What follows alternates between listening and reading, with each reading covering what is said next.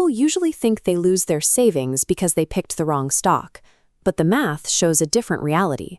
Most wealth evaporates because an unexpected medical bill or a sudden job loss forces an investor to cash out at the worst possible time. Before buying a mutual fund, you have to build a firewall around your capital. Layer 1 is term life insurance and comprehensive health coverage for your immediate family. If you are supporting aging parents, buy them a separate health policy. Insurance premiums are pegged to the oldest member on the plan. Bundling a senior citizen into your family policy guarantees a massive spike in monthly costs. You will hear sales pitches for ULIPs and endowment plans that promise to combine insurance with investment returns. The numbers rarely add up. You end up paying significantly higher premiums for returns that struggle to even match inflation. Keep insurance as pure protection, not a growth asset. Layer 2 of your firewall is an emergency fund.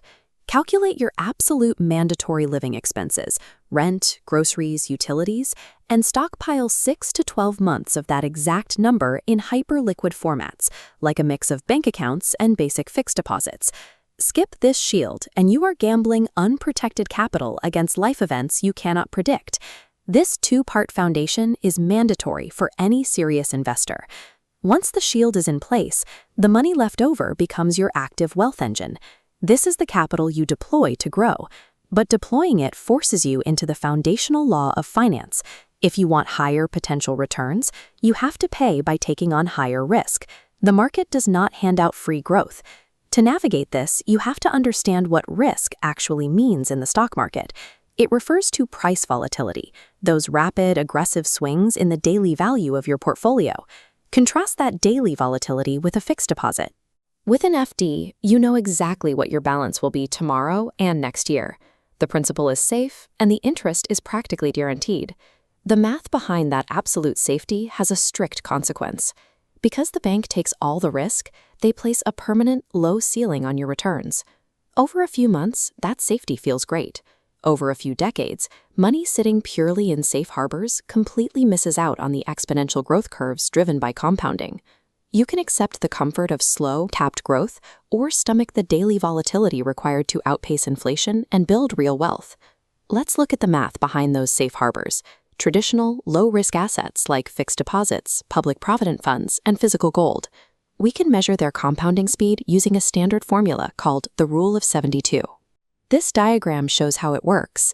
By dividing 72 by your expected interest rate, let's say 7% for an FD, you find it takes roughly 10 years to double your money. This chart tracks that trajectory on a 20-year timeline. If you place 1 lakh rupees in a 7% FD, it doubles to 2 lakhs after 10 years and creeps up to 4 lakhs by year 20. But that 4 lakh number is deceptive. The chart doesn't account for a base inflation rate of around 6%. That inflation constantly eats away at the purchasing power of your money, effectively shaving down the true value of your return. Then you have to subtract applicable taxes on those FD returns. The combination of inflation from the bottom and taxes from the top squeezes the real return of this asset to practically zero. These low-risk assets perform their primary job perfectly. They preserve capital for emergencies and retirees. But the math proves they are structurally incapable of generating generational wealth. The frustration with slow growth pushes many investors toward the opposite extreme, ultra-high-risk vehicles like options trading, unregulated crypto, and startup angel investing. The math here is incredibly seductive. If you hit a 30% return, your capital doubles in just over 2 years. A small stake looks like life-changing money on a spreadsheet. High-risk speculation introduces default risk, the distinct probability that an investment drops to absolute zero and stays there. The numbers reflect exactly how brutal that risk is. In the world of retail day trading and F&O, 82% of all active traders lose money. In early-stage startup investing, the failure rate is even steeper. Up to 90% of new companies shut their doors completely, wiping out the investor's principal entirely.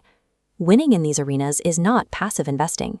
Surviving here requires algorithmic trading models, deep industry experience, and full-time dedication to management. These vehicles are high-stakes speculative bets, where the most probable outcome for an average retail investor is the complete destruction of their capital. Between the stagnation of cash and the cliff edge of speculation lies the strategic middle ground: broad market index, flexi-cap, or mid-cap equity mutual funds. When you buy a mutual fund, you aren't trying to guess which single company will succeed. You are buying a managed, diversified portfolio. Even if one company inside that basket fails completely, the default risk is absorbed by the surrounding assets. This chart compares that middle ground directly to our safe harbor. Over 20 years, a 1 lakh investment in a 7% FD reaches 4 lakhs. But if a mutual fund averages a 15% return, that same 1 lakh compounds into roughly 16 lakhs.